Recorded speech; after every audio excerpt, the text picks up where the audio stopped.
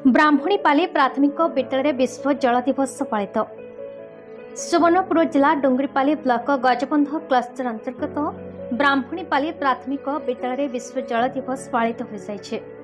विद्यालय परिचालना कमिटी अध्यक्षा प्रमीला भूई तत्वावधान में छात्र छात्री माने जल उत्स गुड़िकर जत्न नेबार प्रणाली विषय आलोचना करते।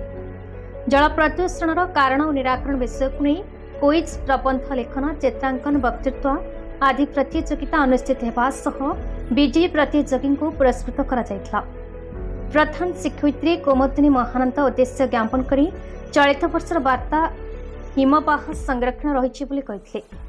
समस्ते जल संरक्षण करने और अन्य सचेतन करने निष्पत्ति नहीं। शिक्षक अभिराम पराभुए कार्यक्रम परिचालना करथिबा बेले सहकारी शिक्षयित्री रश्मिता कुंवर धन्यवाद अर्पण करथिले। समस्त छात्र छात्री और एसएमसी सभ्य सभ्या सहयोग करथिले।